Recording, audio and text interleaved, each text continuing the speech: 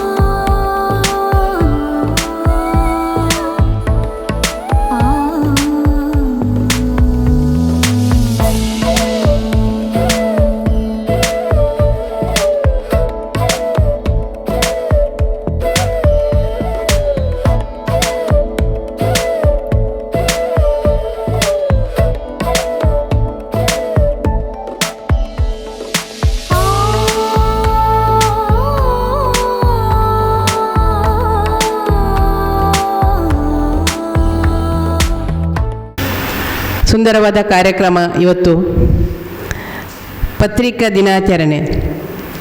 ಜನಸಂಖ್ಯೆ ಕಡಿಮೆ ಇರ್ಬೋದು, ಅಂದರೆ ಪತ್ರಿಕೆಯವರು ಎಲ್ಲ ಕಾರ್ಯಕ್ರಮಕ್ಕೆ ಹೋಗ್ತಾರೆ.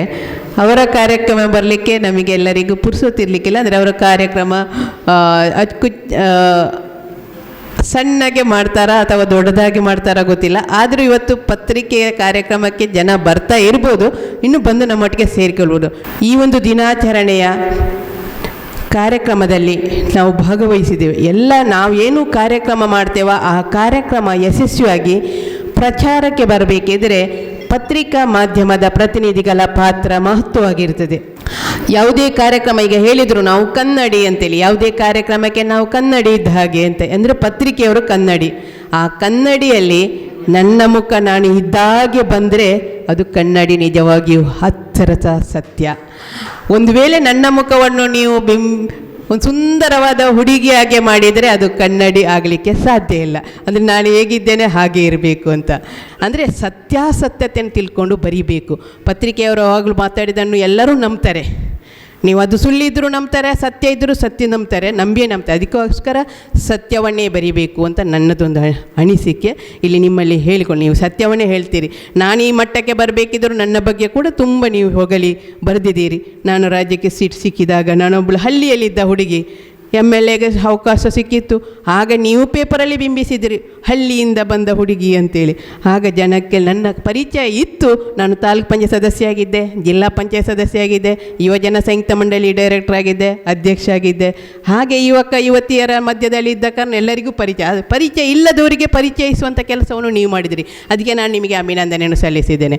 ಅಂಥ ದಿನದಲ್ಲಿ ನಾನಿವತ್ತು ಈ ಕಾರ್ಯಕ್ರಮ ಬರೆದಿದ್ದರೆ ತುಂಬ ಅಸಾಭ ಆಗ್ಬೋದಂತೆ ನಿಟ್ಟಿನಲ್ಲಿ ಸಮಯಕ್ಕೆ ಸರಿಯಾಗಿ ಬಂದಿದ್ದೀನಿ. ಇವತ್ತು ನಮ್ಮಲ್ಲಿ ಒಂದಷ್ಟು ರಸ್ತೆಗಳು, ರೋಡುಗಳು, DC ಕರೆಸಿ ಪತ್ರಿಕೆಯವರ ಮುಖಾಂತರ ಒಂದು ದಿನದ ನಮ್ಮ ಕೊಳ್ಳಮುಗ್ರಿನಲ್ಲಿ ಗ್ರಾಮ ವಾಸ್ತವ ಕಾರ್ಯಕ್ರಮ ಮಾಡಿದರು. ಒಂದಷ್ಟು ಜನರಿಗೆ ಆ ಕೊಳ್ಳಮುಗ್ರು ಏನು ಅಂತೇಳಿ ಗೊತ್ತಾಯಿತು. DC AC ಕೆಲವರಿಗೆ ಗೊತ್ತಿರಲಿಕ್ಕಿಲ್ಲ. ಫೋನಲ್ಲಿ ಮಾತಾಡ್ತಾರೆ, ಏನೋ ತಹಶೀಲ್ದಾರ್ ಏನಾದರೂ ಲೆಟ್ರ್ ಹಾಕಿದ್ದನ್ನು ನೋಡ್ತಾರೆ, ಏನೋ ಫೋಟೋ ಕಳಿಸೋದು ನೋಡ್ತಾರೆ, ಹೊರತು ಬಿಟ್ಟರೆ ನಿಜವಾಗಿ ಕೊಳ್ಳಮುಗ್ರು ಹೇಗಿದೆ ಅಂತ ಹೇಳಿದರೆ ಗೊತ್ತಾಗಲಿಕ್ಕಿಲ್ಲ. ಅದನ್ನು ಪತ್ರಿಕೆಯವರ ಕಣ್ಣು ತೆರೆಸುವ ಕೆಲಸವನ್ನು ಮಾಡೋದಕ್ಕೆ ನಾನು ನಿಮ್ಮನ್ನು ಅಭಿನಂದಿಸಿದ್ದೇನೆ. ಅಂದರೆ ಪತ್ರಿಕೆಯವರ ಮುಖಾಂತರ ಅಲ್ಲಿ ಕೆಲಸ ಆಗಿದಾ ಇಲ್ವಾ ಬಿಡಿ, ಅದು ಮತ್ತಿನ ವಿಷಯ. ಅನುದಾನ ಬರಬೇಕು, ಎಲ್ಲವನ್ನು ಹೇಳಿಕೊಂಡದ್ದು ಆಗಲಿಕ್ಕೆ ಸಾಧ್ಯ ಇಲ್ಲ. ಆದರೂ ಅಷ್ಟು ಕೆಲಸವನ್ನು ಮಾಡಿದೆ. ಇವತ್ತು ಹೇಳಿದೆ, ನೀವು ಇನ್ನು ಬೇಸಿಗೆಯಲ್ಲಿ ಮಾಡಬೇಡಿ, ಈ ಸಮಯದಲ್ಲಿ ಒಂದು ಗ್ರಾಮ ವಾಸ್ತವ ಕೊಳ್ಳಮುಗ್ರಲ್ಲಿ ಮಾಡಬೇಕು. ಅವರಿಗೂ ಸ್ವಲ್ಪ ಸೊಳ್ಳೆ ಕಚ್ಚಬೇಕು, ಅವಳು ಮಲೇರಿಯಾ ಡೆಂಗು ಬರ್ತದೆ ಅನ್ನೋ ಭಯ ಬರಬೇಕು. ಅದೇ ರೀತಿ ಅವರಿಗೂ ಕೂಡ ಮಳೆ ಗಾಳಿ ಬರುವಾಗ ಕಂಬಗಳು ಹೊಡೆದು ಕರೆಂಟ್ ಇಲ್ಲದೆ ಕತ್ತಲೆಯಲ್ಲಿ ಕೂರುವಂಥ ಸಮಸ್ಯೆ ಕೂಡ ಆದಾಗ ಅವರು ನಮ್ಮ ಸುಳ್ಯವನ್ನು ಸ್ವಲ್ಪ ವಿಶಿಷ್ಟವಾದ ಕ್ಷೇತ್ರ ಅಂತ ಅದನ್ನು ತಿಳ್ಕೊಂಡು ಆದ್ಯತೆಯನ್ನು ನಾವು ಫೋನ್ ಮಾಡಿದ ತಕ್ಷಣ ಅದಕ್ಕೆ ಸ್ಪಂದಿಸುವಂಥ ಕೆಲಸ ಆಗ್ಬೋದಂತ ಇವತ್ತು ನಾನು ನಮ್ಮ ಜಿಲ್ಲಾ ಪತ್ರಕರ್ತರ ಅಧ್ಯಕ್ಷರಲ್ಲಿ ಮಾತನಾಡಿದ್ದೆ. ನಾವು ನಾಳ್ದು ಇನ್ನೊಮ್ಮೆ ಬೇಸಿಗೆಯಲ್ಲಿ ಮಾಡುವ ಅಂತ ಹೇಳಿದ್ದಕ್ಕೆ ಈಗ ಕಾರ್ಯಕ್ರಮ ಮಾಡಿ ಅಂತ ಹೇಳಿದೆ. ಅಂದರೆ ನಮ್ಮ ಕಷ್ಟಗಳು ಜನರಿಗೆ ಎಷ್ಟು ನಾವು ಪತ್ರಿಕೆಯವರು ಬರೆದರೂ ಕೂಡ ಒಂದಷ್ಟು ವಿಷಯಗಳು ತಿಳಿಯದಿರ್ತದೆ. ಅದಕ್ಕೋಸ್ಕರ ತಿಳಿಸುವಂಥ ಕೆಲಸ ಕೂಡ ಆಗಬೇಕು ಅನ್ನೋ ನಿಟ್ಟಿನಲ್ಲಿ ಎಲ್ಲ ರೀತಿಯ ಸಹಕಾರ ಕೊಡ್ತೀವಿ. ಇವತ್ತು ಹುಟ್ಟಿನಿಂದ ಸಾಯುವವರೆಗೆ ಒಬ್ಬ ವ್ಯಕ್ತಿಯನ್ನು ಪರಿಚಯಿಸುವುದಿದ್ದರೆ ಅದು ಪತ್ರಿಕಾ ಮಾಧ್ಯಮ, ಪತ್ರಿಕಾ ವರದಿಗಾರರು. ಅವರು ಹೋಗದ ಕಾಲಿಡದ ಜಾಗ ಇರೋದಿಲ್ಲ. ಎಲ್ಲಿ ಬರ ಕುಸಿತ ಆದರೂ, ಎಲ್ಲಿ ಮಳೆಗೆ ಮರ ಬಿದ್ದಿದ್ದರೂ ಭಯ ಇಲ್ಲದೆ ಹೋಗುವಂಥ ಕಾರ್ಯಕರ್ತ ಯಾರಿದ್ದಾರೆ ಪತ್ರಿಕಾ ವರದಿಗಾರ. ಅವ ಎಲ್ಲ ಕಡೆ ಹೋಗಿ ಆ ವರದಿಯನ್ನು ಸಂಗ್ರಹ ಮಾಡಿ ವರದಿ ಮಾಡ್ತಾರೆ, ಜನಗಳಿಗೆ ಒಂದಷ್ಟು ಮುಟ್ಟಿಸೋ ಕೆಲಸ ಮಾಡ್ತಾರೆ. ಇವತ್ತು ಎಲ್ಲ ಪತ್ರಿಕೆಗಳು ಒಳ್ಳೆಯ ಕೆಲಸವನ್ನು ಮಾಡಿಕೊಂಡು ಒಳ್ಳೆಯ ಸೇವೆಯನ್ನು ಕೂಡ ಕೊಡುವಂಥ ಕೆಲಸ ಮಾಡ್ತಿದೆ. ಈ ಪತ್ರಿಕಾ ದಿನಾಚರಣೆ ಅರ್ಥಪೂರ್ಣವಾಗಿ ಈ ಕಾರ್ಯಕ್ರಮ ನಡೆದಿದೆ. ಇವತ್ತು ಇದಕ್ಕೊಂದು ಮೆರುಗು ಬಂದಿದೆ.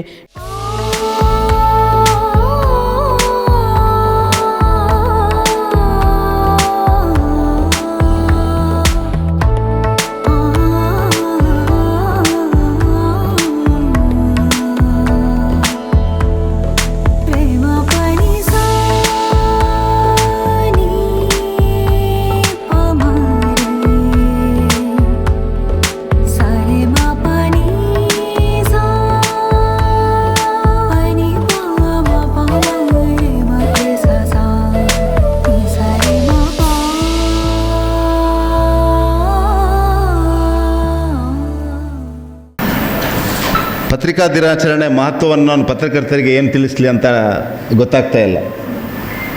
ಬಟ್ ಪ್ರಜಾಪ್ರಭುತ್ವದಲ್ಲಿ ಪತ್ರಿಕಾ ರಂಗಕ್ಕೆ ಒಂದು ದೊಡ್ಡ ಮಹತ್ವದ ಪಾತ್ರ ಇದೆ ಅನ್ನುವಂಥದ್ದನ್ನು ಈ ರೀತಿಯ ಎಲ್ಲ ಕಾರ್ಯಕ್ರಮಗಳಲ್ಲಿ ಎಲ್ಲರೂ ಹೇಳ್ತಾರೆ. ನಾನು ಅದನ್ನೇ ಹೇಳಬೇಕಾದ ಅನಿವಾರ್ಯತೆಯೂ ಇದೆ ಅಂತ ಅಂದ್ಕೊಂಡಿದ್ದೇನೆ. ವಿಶೇಷವಾಗಿ ದಕ್ಷಿಣ ಕನ್ನಡ ಜಿಲ್ಲೆ ನಾನು ನಂಬಿದಂತೆ ಇದು ಸತ್ಯ, ಧರ್ಮ, ನ್ಯಾಯದ ನೆಲ ಅನ್ನುವಂಥದ್ದನ್ನು ನಾನು ಹೇಳ್ತಾ ಇದ್ದೇನೆ. ದಕ್ಷಿಣ ಕನ್ನಡದ ಪತ್ರಕರ್ತರು ಇದನ್ನು ಪಾಲಿಸದಿದ್ದರೆ ಬೇರೆಲ್ಲಿ ಪಾಲಿಸ್ತಾರೆ ಅನ್ನುವಂಥದ್ದು ನಾವು ಸಾಧ್ಯವೇ ಇಲ್ಲ ಬೇರೆಲ್ಲಿಯೂ ಪಾಲಿಸಲಿಕ್ಕೆ. ನಾವು ಸತ್ಯ ಧರ್ಮ ನ್ಯಾಯದ ಆಧಾರದಲ್ಲಿ ಬದುಕಿದ್ದೇವೆ.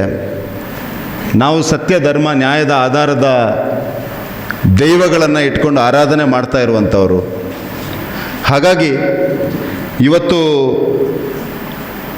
ಸಮಾಜಕ್ಕೆ, ಪ್ರಜಾಪ್ರಭುತ್ವಕ್ಕೆ, ನಾವು ಪ್ರಜಾಪ್ರಭುತ್ವದ ವ್ಯವಸ್ಥೆಯನ್ನು ನಂಬಿಕೊಂಡು ಅದರ ಮೇಲೆ ವಿಶ್ವಾಸವನ್ನು ಇಟ್ಕೊಂಡು ಬದುಕ್ತಾ ಇರುವಂಥ ವ್ಯಕ್ತಿಗಳಾಗಿ ಅದರಲ್ಲಿ ಒಂದು ದೊಡ್ಡ ಪಾತ್ರವನ್ನು ವಹಿಸಬೇಕಾದ ಪತ್ರಿಕೋದ್ಯಮ ಅಥವಾ ಪತ್ರಿಕಾ ಧರ್ಮ ಅದನ್ನು ಪಾಲಿಸ್ತಾ ಇದೆಯಾ ಇಲ್ವಾ ಅನ್ನುವಂಥ ಒಂದು ವಿಮರ್ಶೆಯನ್ನು ಮಾಡಲಿಕ್ಕೆ ಇರುವಂಥ ದಿನ ಪತ್ರಿಕಾ ದಿನಾಚರಣೆ ಅಂತ ನಾನಂತೂ ಅಂದ್ಕೊಂಡಿದ್ದೇನೆ.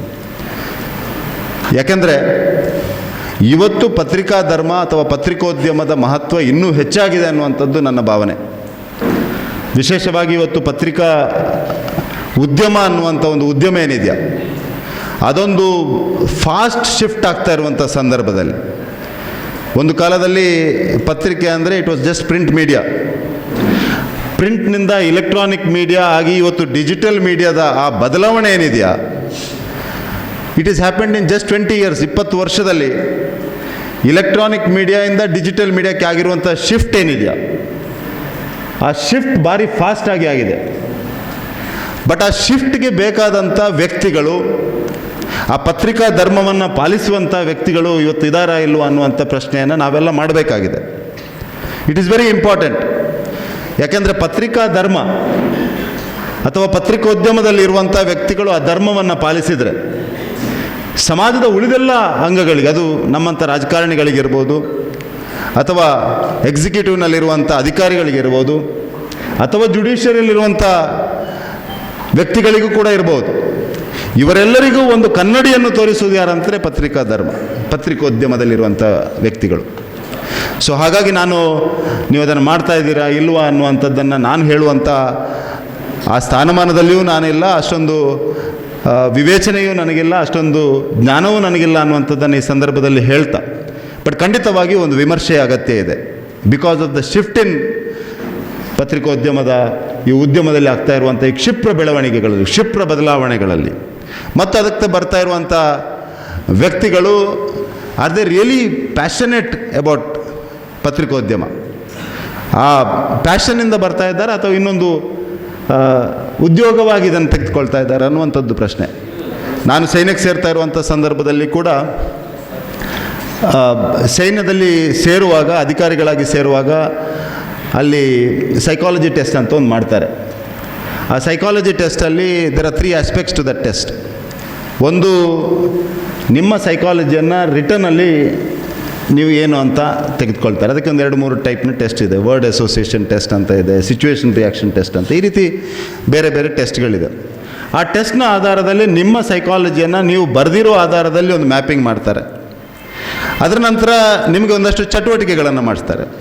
ನೀವು ಬರೆದಿರೋ ಆಧಾರದಲ್ಲಿ ನಡವಳಿಕೆಯನ್ನು ಮಾಡ್ತಾ ಇದ್ದೀರಾ ಅನ್ನುವಂಥದ್ದನ್ನು ಟೆಸ್ಟ್ ಮಾಡ್ತಾರೆ. ಆಮೇಲೆ ಕೊನೆಯದಾಗಿ ನಿಮ್ಮ ಹತ್ರ ಒಂದು ಇಂಟರ್ವ್ಯೂವನ್ನು ಮಾಡ್ತಾರೆ. ಸೊ ಈ 3 ಮ್ಯಾಪಿಂಗ್ ಮಾಡಿ, ಸೈಕಾಲಜಿ ಟೆಸ್ಟ್ ಮಾಡಿ, ಆ ಉದ್ಯೋಗಕ್ಕೆ ಬೇಕಾದ ಮೈಂಡ್ಸೆಟ್ ಮತ್ತು ಪ್ಯಾಷನ್ ಅವರಲ್ಲಿ ಇದೆಯಾ ಅನ್ನುವಂಥದ್ದನ್ನು ಒಂದು testing mechanism, which tried and tested ಮೆಕ್ಯಾನಿಸಮಲ್ಲಿ ಮಾಡ್ತಾರೆ. ಅದರಲ್ಲಿಯೂ ಕೂಡ 1% ಜನ ಹೆಚ್ಚು ಕಡಿಮೆ ಆಗ್ತಾರೆ. ನನ್ನ ಕೊನೆಯ ಮಾತಿಷ್ಟೇ, ಯಾವುದೇ ಒಂದು ಉದ್ಯೋಗವನ್ನು ತೆಗೆದುಕೊಳ್ಳುವಾಗ only if you passionately feel for it ತೆಗೆದುಕೊಳ್ಬೇಕು. ಮತ್ತು ನೀವು ಆ ಪತ್ರಿಕಾ ಉದ್ಯಮದಲ್ಲಿ ಒಂದು ಕಡಿಮೆ ಅಂದರೆ ಒಂದು 50-60% ಪ್ಯಾಷನೆಟ್ಲಿ ಅದನ್ನು ಮಾಡುವವರು ಇದ್ದರೆ ಮಾತ್ರ ಆ ಉದ್ಯಮ ಕೂಡ ಅದರ ಆ ಉದ್ಯಮಕ್ಕೆ ಬೇಕಾದಂಥ ಧರ್ಮದ ಆಧಾರದಲ್ಲಿ ನಡಿಬೋದು ಅನ್ನುವಂಥದ್ದು ನನ್ನದಂತೂ ಖಂಡಿತ ಭಾವನೆ. ಯಾಕೆಂದರೆ ಆ ಪ್ಯಾಷನೆಟ್ಲಿ ಮಾಡಿದವರು ತಂದಿರುವ ಬದಲಾವಣೆಗಳನ್ನು ನೀವೇ ನೋಡಿರ್ಬೋದು. ಅದು ಎಮರ್ಜೆನ್ಸಿಯ ಕಾಲದಲ್ಲಿರ್ಬೋದು. ಎಮರ್ಜೆನ್ಸಿಯ ಸಂದರ್ಭದಲ್ಲಿ ಈ ದೇಶದ ಸಂವಿಧಾನಕ್ಕೆ ಪೆಟ್ಟು ಕೊಡುವಂಥ ಸಂದರ್ಭದಲ್ಲಿ, ಸಂವಿಧಾನವೇ ನಾವು ಕಳೆದುಕೊಂಡು ಬಿಡ್ತೀವ, ಪ್ರಜಾಪ್ರಭುತ್ವ ವ್ಯವಸ್ಥೆ ಹೋಗ್ತೇವೆ ಅನ್ನುವಂಥ ಸಂದರ್ಭದಲ್ಲಿ ಪತ್ರಿಕೋದ್ಯಮದ ಆ ಒಂದು ಪ್ರಯತ್ನ, ಆ ಸಂದರ್ಭದಲ್ಲಿ ಪತ್ರಿಕೋದ್ಯಮದಲ್ಲಿದ್ದಂಥ ದೊಡ್ಡ ದೊಡ್ಡ ಹೆಸರುಗಳು ಯಾವ ರೀತಿಯ ಕೆಲಸವನ್ನು ಮಾಡಿದ್ದಾರೆ ಅನ್ನುವಂಥದ್ದು ನಮಗೆಲ್ಲ ಗೊತ್ತಿದೆ. ಇವತ್ತು ಸಮಾಜದಲ್ಲಿ ಉದಾಹರಣೆಗೆ ಗಿರೀಶ್ ಭಾರದ್ವಾಜ್ ಅಂತವ್ರು ಇರ್ಬೋದು, ಹಾಜಬ್ಬ ಅಂತವ್ರು ಇರ್ಬೋದು, ಇಂಥ ವ್ಯಕ್ತಿಗಳನ್ನು ಸಮಾಜದಲ್ಲಿ ಮುನ್ನೆಲೆಗೆ ತಂದು ಅವರಿಗೆ ನಮ್ಮ ಈ ವ್ಯವಸ್ಥೆ ಒಳಗಡೆ ಅವರಿಗೆ ಗುರುತಿಸುವಂಥ, ಅವರ ಮುಖಾಂತರ ಸಮಾಜಕ್ಕೆ ಪ್ರೇರಣೆ ಕೊಡಬಲ್ಲಂಥ ಒಂದು ಕೆಲಸವನ್ನು ಯಾರಾದರೂ ಮಾಡಿದರೆ ಪತ್ರಿಕಾ ಉದ್ಯಮ ಮಾಡಿದೆ.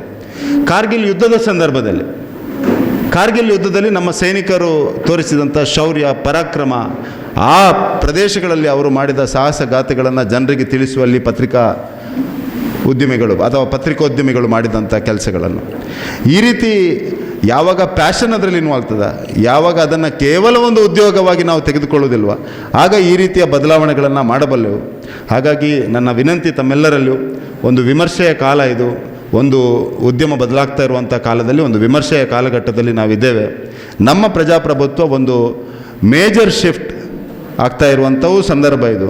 ಇಡೀ ವಿಶ್ವದಲ್ಲಿ ಭಾರತವು ಒಂದು ಇಂಪಾರ್ಟೆಂಟ್ ಸ್ಥಾನಮಾನಕ್ಕೆ ಹೋಗುವಂಥ ಕಾಲಘಟ್ಟದಲ್ಲಿ ನಾವಿದ್ದೇವೆ. ಆರ್ಥಿಕ ಶಕ್ತಿಯಾಗಿ ನಾವು ವಿಶ್ವದ 5ನೇ ದೊಡ್ಡ ಆರ್ಥಿಕ ಶಕ್ತಿಯಾಗಿದ್ದೇವೆ ಮತ್ತು ಸಹಜವಾಗಿ ಮುಂದಿನ ದಿವಸಗಳಲ್ಲಿ 3ನೇ ದೊಡ್ಡ ಆರ್ಥಿಕ ಶಕ್ತಿಯಾಗಿ ಇಡೀ ವಿಶ್ವದಲ್ಲಿ ನಮ್ಮನ್ನೊಂದು ಗೌರವಿಸುವಂಥ ಸ್ಥಾನಮಾನಕ್ಕೆ ನಾವು ಹೋಗ್ತಾ ಇರುವಂಥ ಸಂದರ್ಭದಲ್ಲಿ ಸಮಾಜಕ್ಕೆ ಕನ್ನಡಿ ಆಗಬಲ್ಲಂಥ ರಾಜಕಾರಣಿಗಳಿಗೆ, ಅಧಿಕಾರಿಗಳಿಗೆ ಮತ್ತು ಕಾನೂನು ಇದರಲ್ಲಿ ಕೆಲಸ ಮಾಡ್ತಿರುವಂಥವರಿಗೆ ಕನ್ನಡಿ ಆಗಬಲ್ಲಂಥ ಪತ್ರಿಕಾ ಉದ್ಯಮಿಗಳಿಗೆ ಈ ಪತ್ರಿಕಾ ದಿನಾಚರಣೆಯ ಸಂದರ್ಭದಲ್ಲಿ ದಯವಿಟ್ಟು ಪತ್ರಿಕಾ ಧರ್ಮವನ್ನು ಪಾಲಿಸಿ, ಅದರಲ್ಲೂ ವಿಶೇಷವಾಗಿ ದಕ್ಷಿಣ ಕನ್ನಡ ಜಿಲ್ಲೆಯಲ್ಲಿ ಇರುವಂಥ ಪತ್ರಿಕೋದ್ಯಮಿಗಳು ನಮ್ಮ ಸಹಜವಾದ ಒಳಗಿನ ಸತ್ಯ, ಧರ್ಮ, ನ್ಯಾಯದ ಅನಾವರಣ ನಿಮ್ಮ ಮುಖಾಂತರ ಆಗಲಿ ಅನ್ನುವಂಥ ವಿನಂತಿಯನ್ನು ನಾನು ಮಾಡ್ತೇನೆ. ಯಾಕೆಂದರೆ ನಮ್ಮಂಥ ಯಾವುದೇ ಹಿನ್ನೆಲೆ ಇಲ್ಲದ ವ್ಯಕ್ತಿಗಳಿಗೆ ರಾಜಕಾರಣದಲ್ಲಿ ಬಂದು ಯಶಸ್ವಿ ಆಗಬೇಕಾದ್ರೆ ನಿಮ್ಮ ಸಹಕಾರ ಖಂಡಿತವಾಗಿಯೂ ಅಗತ್ಯ ಇದೆ.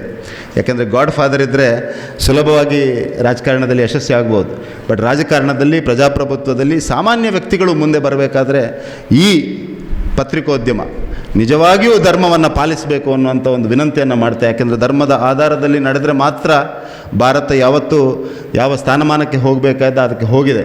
ಇವತ್ತು ನಾವು ಧರ್ಮವನ್ನು ಬಿಟ್ಟು ನಡೆಯುವಾಗ ಒಂದು ಸ್ವಲ್ಪ ಸಮಸ್ಯೆ ಆಗುತ್ತೆ. ಧರ್ಮ ಅಂದರೆ ಮತ್ತು ಆ ಧರ್ಮ ಅಲ್ಲ. ಹಾಗಾಗಿ ನಿಜವಾಗಿಯೂ ಧರ್ಮವನ್ನು ಪಾಲಿಸಿ, ನೆಲದ ಅಸ್ಮಿತೆ ಧರ್ಮ, ಈ ನೆಲದ ಅಸ್ಮಿತೆ ಹಿಂದುತ್ವ, ಆ ಧರ್ಮದ ಆಧಾರದಲ್ಲಿ ನಾವೆಲ್ಲ ನಡೆಯೋಣ. ಪತ್ರಿಕಾ ದಿನಾಚರಣೆ ಈ ಒಂದು ಶುಭ ಸಂದರ್ಭದಲ್ಲಿ ನಮಗೆಲ್ಲರಿಗೂ ಶುಭವನ್ನು ಹಾರೈಸ್ತೇನೆ. ನಮ್ಮ ಸಹಕಾರ ಖಂಡಿತವಾಗಿಯೂ ಪತ್ರಕರ್ತರ ಸಂಘದ ಜೊತೆ ಇರ್ತದೆ. ನಿಮ್ಮೊಂದಿಗೆ ನಿರಂತರವಾಗಿ ಸಂವಾದವನ್ನು ಮಾಡುವಂಥ, ನಿಮ್ಮಿಂದ ಅಭಿಪ್ರಾಯವನ್ನು ಪಡೆದುಕೊಂಡು ಈ ಜಿಲ್ಲೆಯ ಅಭಿವೃದ್ಧಿಯತ್ತ ನಾನು ಪ್ರಾಮಾಣಿಕವಾದ ಪ್ರಯತ್ನವನ್ನು ಮಾಡ್ತೇನೆ ಅಂತ ಈ ಸಂದರ್ಭದಲ್ಲಿ ನಿಮ್ಮೆಲ್ಲರಿಗೂ ಹೇಳ್ತಾ, ಸಭೆಯಲ್ಲಿರುವ ಎಲ್ಲ ಹಿರಿಯರಿಗೆ ವಂದಿಸ್ತಾ, ವಿಶೇಷವಾಗಿ ವಿದ್ಯಾರ್ಥಿಗಳು ಬಂದಿರುವಂಥದ್ದು ತುಂಬ ಖುಷಿಯ ಸಂಗತಿ. ಹಾಗಾಗಿ ಸುಳ್ಯದ ಈ ಕಾರ್ಯನಿರತ ಪತ್ರಕರ್ತರ ಸಂಘ ಇನ್ನಷ್ಟು ಉತ್ತರೋತ್ತರವಾಗಿ ಬೆಳಗಲಿ, ನಿಮ್ಮ ಮುಖಾಂತರ ಸಮಾಜಕ್ಕೆ ಒಂದು ಕನ್ನಡಿಯಾಗುವಂಥ ಕೆಲಸ ನಿಮ್ಮ ಮುಖಾಂತರ ಆಗಲಿ ಅಂತ ಈ ಸಂದರ್ಭದಲ್ಲಿ ಹಾರೈಸ್ತಾ, ಎಲ್ರಿಗೂ ಶುಭವನ್ನು ಹಾರೈಸ್ತಾ ನನ್ನ ಮಾತನ್ನು ಮುಗಿಸ್ತಾ ಇದ್ದೇನೆ.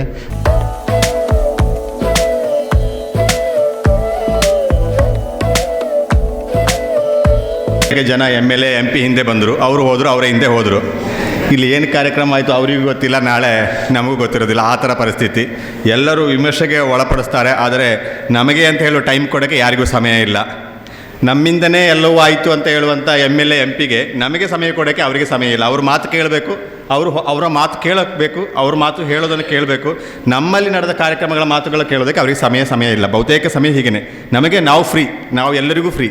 ಎಲ್ಲರೂ ನಮಗೆ ಮಾತ್ರ ಟೈಮ್ ಇಲ್ಲ. ನಾವು ಎಲ್ಲ ಕಾರ್ಯಕ್ರಮಕ್ಕೆ ಹೋಗಬೇಕು, ಎಲ್ಲರ ವರದಿ ಮಾಡಬೇಕು, ಎಲ್ಲರ ಭಾಷಣ ಕೇಳಬೇಕು, ಎಲ್ಲ ಕೆಲಸಗಳನ್ನು ಮಾಡಬೇಕು. ಇರಲಿ, ಅದೊಂದು ಭಾಗ ಅಂತ ಅಂದ್ಕೊಳ್ತೀನಿ. ಡಾಕ್ಟರ್ ಅಬ್ದುಲ್ ಕಲಾಂರವರು ಒಂದು ವಿಷಯವನ್ನು ಹೇಳಿರುವಂಥದ್ದು ನನಗೆ ಒಂದು ಪ್ರಸ್ತುತ, ಈ ಸಮಾಜಕ್ಕೆ ಪ್ರಸ್ತುತ ಅಂತ ಹೇಳೋಕ್ಕೆ ಇಷ್ಟಪಡ್ತೇನೆ. ಒಂದು ಮಂಗನ ಮುಂದೆ ಒಂದು ಬಾಳೆಹಣ್ಣು ಮತ್ತು ಒಂದು ಹಣದ ಕಂತೆಯನ್ನು ಇಟ್ಟರೆ ಆ ಮಂಗ ಬಾಳೆಹಣ್ಣನ್ನು ಆಯ್ಕೆ ಮಾಡಿಕೊಳ್ಳುತ್ತೆ. ಆದರೆ ಆ ಮಂಗನಿಗೆ ಗೊತ್ತಿಲ್ಲ ಆ ಹಣದ ಕಂತೆಯಿಂದ ಸಾಕಷ್ಟು ಬಾಳೆಹಣ್ಣನ್ನು ಖರೀದಿ ಮಾಡ್ಬೋದು ಅಂತ ಹೇಳುವಂಥ ಅರಿವಿಲ್ಲ. ಅದಕ್ಕೆ ತಕ್ಷಣ ಸಿಕ್ಕಿದಂಥ ಬಾಳೆಹಣ್ಣನ್ನು ಅದು ತಿಂತ ಆಯ್ಕೆ ಮಾಡಿಕೊಳ್ಳುತ್ತೆ ಅಂತ. ಅದೇ ರೀತಿ ಒಂದು ಮನುಷ್ಯನ ಮುಂದೆ ಹಣ ಮತ್ತು ಆರೋಗ್ಯವನ್ನಿಟ್ಟರೆ ಮನುಷ್ಯ ಹಣವನ್ನು ಆಯ್ಕೆ ಮಾಡ್ಕೊಳ್ತಾನೆ. ಆ ಮನುಷ್ಯನಿಗೆ ಅರಿವಿಲ್ಲ ಒಳ್ಳೆಯ ಆರೋಗ್ಯ ಇದ್ದರೆ ಎಷ್ಟು ಸಂಪಾದನೆಯನ್ನು ಮಾಡ್ಬೋದು ಅಂತ ಹೇಳುವಂಥದ್ದು. ಹಾಗೆ ಸಮಾಜದಲ್ಲಿರುವಂಥ ನಮಗೆಲ್ಲರಿಗೂ ಏನು ಬೇಕು, ಏನನ್ನು ಆಯ್ಕೆ ಮಾಡಿಕೊಳ್ಬೇಕು ಅಂತ ಹೇಳುವಂಥ ಅರಿವು ಸಹ ಇಲ್ಲ ಅಂತ ಹೇಳೋಕ್ಕೆ ಇಷ್ಟಪಡ್ತೇನೆ. ಧರ್ಮ ಪ್ರಚಾರಕ್ಕಾಗಿ ಪ್ರಾರಂಭವಾದಂತಹ 1843ರಲ್ಲಿ ಪ್ರಾರಂಭವಾದಂತಹ ಮಂಗಳೂರು ಸಮಾಚಾರ ಪತ್ರಿಕೆ ಕನ್ನಡದ ಪತ್ರಿಕೋದ್ಯಮದ ಪ್ರಾರಂಭಕ್ಕೆ ಮುನ್ನುಡಿಯಾಗುತ್ತೆ. ಆ ಮುನ್ನುಡಿಯ ಬರೆದಂಥ ಜುಲೈ 1 ರಾಜ್ಯಾದ್ಯಂತ ಕನ್ನಡ ಪತ್ರಿಕೋದ್ಯಮ ದಿನವಾಗಿ ಆಚರಣೆ ಮಾಡ್ತೇವೆ. ಜುಲೈ ಪತ್ರಕರ್ತರ ಸಂಘಟನೆಗಳು ವ್ಯಾಪಕವಾಗಿ ಬೆಳೆದ ನಂತರ ಜುಲೈ 1ಕ್ಕೆ ಸೀಮಿತವಾಗಿ ಕಾರ್ಯಕ್ರಮ ಮಾಡದೆ ಜುಲೈ ತಿಂಗಳಿನ ಬೇರೆ ಬೇರೆ ದಿನಗಳಲ್ಲಿ ಬೇರೆ ಬೇರೆ ಭಾಗಗಳಲ್ಲಿ ಕಾರ್ಯಕ್ರಮಗಳನ್ನು ನಾವು ಮಾಡ್ತಾ ಬಂದಿದ್ದೇವೆ. ಕರ್ನಾಟಕ ಕಾರ್ಯನಿರತ ಪಥಸಂಘ ಮಾಧ್ಯಮ ಅಕಾಡೆಮಿ ಸೇರಿ ಬೆಂಗಳೂರು ಪ್ರೆಸ್ ಕ್ಲಬ್ಬಿನ ಸಹಯೋಗದೊಂದಿಗೆ ರಾಜ್ಯ ಮಟ್ಟದ ಕಾರ್ಯಕ್ರಮ ನಡೆಯಿತು. ಉಡುಪಿ, ಮಂಗಳೂರು, ದಕ್ಷಿಣ ಕನ್ನಡ ಸೇರಿದಂತೆ ಹಲವಾರು ಜಿಲ್ಲೆಗಳಲ್ಲಿ ಜುಲೈ 1ಕ್ಕೆ ಕಾರ್ಯಕ್ರಮ ನಡೆದಿದೆ. ಹಲವಾರು ಜಿಲ್ಲೆಗಳು ಮತ್ತು ತಾಲೂಕು ಘಟಕಗಳಲ್ಲಿ ಈ ತಿಂಗಳಿನ ಬೇರೆ ಬೇರೆ ದಿನಗಳಲ್ಲಿ ಈ ಕಾರ್ಯಕ್ರಮಗಳು ನಡೀತಾ ಹೋಗ್ತದೆ. ಮಾಧ್ಯಮ ಕ್ಷೇತ್ರದಲ್ಲಿ ಆಗಿರುವಂತಹ ಎಲ್ಲ ಬದಲಾವಣೆಗಳಿಗೆ ನಾವೆಲ್ಲರೂ ಸಾಕ್ಷಿಯಾಗಿದ್ದೇವೆ. ಇದನ್ನು ಹೊಸದಾಗಿ ಏನು ಹೇಳಬೇಕಾದಂಥ ಅವಶ್ಯಕತೆ ಮತ್ತು ಅಗತ್ಯತೆ ಇಲ್ಲ. ನನಗೂ ಸಹ ಮುಕ್ತವಾಗಿ ಮಾತಾಡಬೇಕು ಅನ್ನಿಸ್ತದೆ. ಹಿರಿಯರಿದ್ದಾರೆ, ಮಕ್ಕಳಿದ್ದಾರೆ, ಬೇರೆ ಬೇರೆ ವಲಯದಲ್ಲಿದ್ದಾರೆ. ನಾಟಕೀಯವಾಗಿ ಮಾತಾಡೋಕ್ಕೂ ನನಗೆ ಸಾಧ್ಯ ಆಗೋದಿಲ್ಲ. ಸತ್ಯವನ್ನು ಹೇಳಿದರೆ ನಿಮಗೆ ಬೇಜಾರುಗಳು ಆಗುವಂಥ ಪರಿಸ್ಥಿತಿ ಸಹ ಇರುವ ಕಾರಣಕ್ಕಾಗಿ ಏನನ್ನು ಹೇಳಬೇಕು, ಏನನ್ನು ಹೇಳಬಾರ್ದು ಅಂತ ಹೇಳುವಂಥದ್ದು ಅರ್ಥ ಆಗ್ತಾಯಿಲ್ಲ. ಯಾವ ವಿಚಾರ ಬಗ್ಗೆ ಮಾಡಬೇಕು, ನಮ್ಮ ಪತ್ರಿಕೆಯ ಮುಖವಾಣಿ ಇದು, ನಮ್ಮ ಪತ್ರಿಕೆಯಿಂದ ಸಮಾಜಕ್ಕೆ ಏನು ಸಂದೇಶವನ್ನು ನಾವು ಕೊಡ್ತಾ ಇದ್ದೀವಿ ಅಂತ ಹೇಳೋಣ. ಆ ಬರೆಯುವಂಥ ವ್ಯಕ್ತಿ ಬಹಳ ಕಷ್ಟಪಟ್ಟು ಬರೀತಾನೆ. ಅದನ್ನು ಓದುವವರು ಎಷ್ಟು, ಅದನ್ನು ವಿಮರ್ಶೆಗೆ ಒಳಪಡಿಸುವವರು ಎಷ್ಟು ಜನ ಅಂತ ಹೇಳಿದ್ರೆ ನಾವು ಆತ್ಮವಿಮರ್ಶೆಯನ್ನು ಮಾಡ್ಕೊಳ್ಬೇಕಾಗುತ್ತೆ. ಹಾಗಾಗಿ ಅದರೊಂದಿಗೆ ಸಮಾಜ ಏನು ಬಯಸ್ತೆ ನಾವು ಅದು ಕೊಡ್ತಾ ಹೋದರೆ ಒಳ್ಳೆಯ ಸಮಾಜವನ್ನು ಕಟ್ಟುವುದಕ್ಕೆ ಸಾಧ್ಯ ಆಗೋದಿಲ್ಲ. ಮಾಧ್ಯಮಗಳ ಮೇಲೆ ಜವಾಬ್ದಾರಿ ಹೆಚ್ಚಿದೆ. ಎಲ್ಲರೂ ಹೇಳುವ ಹಾಗೆಯೇ ಇದು ಒಂದು ಉದ್ಯೋಗವಾಗಿ ಆಯ್ಕೆ ಮಾಡಿದಾಗ ಸಾಮಾಜಿಕ ಚಿಂತನೆಗಳಿರ್ಬೋದು, ಸಮಾಜದ ಪರಿಕಲ್ಪನೆಗಳಿರ್ಬೋದು, ಇದು ಯಾವುದು ನಮ್ಮೊಳಗೆ ಇರೋದಿಲ್ಲ. ನಾವು ಭಾಳ ಸಮಯ ಪ್ರಜ್ಞೆನ, ಸಮಾಜ ಹೇಗೆ ಇರಲಿ, ಮಾಧ್ಯಮದಲ್ಲಿ ಕೆಲಸ ಮಾಡ್ತಿರುವವರಿಗೆ ತುಂಬ ಜವಾಬ್ದಾರಿಗಳಿದೆ.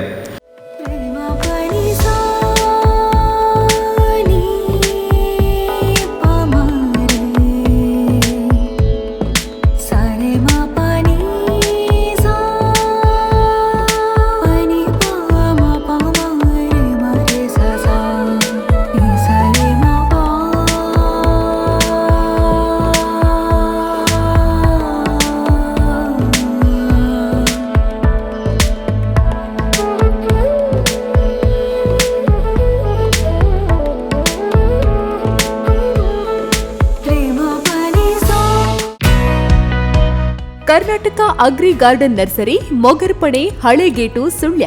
ನಮ್ಮಲ್ಲಿ ಉತ್ತಮ ತಳಿಯ ಹೈಬ್ರಿಡ್ ತೆಂಗಿನ ಗಿಡಗಳು ಹಾಗೂ ಉತ್ತಮ ತಳಿಯ ಅಡಿಕೆ ಗಿಡಗಳಾದ ಇಂಟರ್ ಮಂಗಳ, ಮೋಹಿತ್ ನಗರ, ಸೈಗಾವ್, ರತ್ನಗಿರಿ, ಸುಮಂಗಲ, ಊರಿನ ಮಂಗಳ ಹಾಗೂ ಗೇರು ತಳಿಗಳು ಮತ್ತು ಕಸಿ ಜಾಯಿಕಾಯಿ ಗಿಡಗಳು, ವಿವಿಧ ರೀತಿಯ ಹಣ್ಣಿನ ಗಿಡಗಳು, ಕಾಳು ಮೆಣಸಿನ ಕಸಿ ಗಿಡ, ಪಣಿಯೂರು 7 ಲಭ್ಯವಿದೆ ಹಾಗೂ ಶಾಂತಮಂಗಲ ಅಡಿಕೆ ಗಿಡಗಳು ಲಭ್ಯ.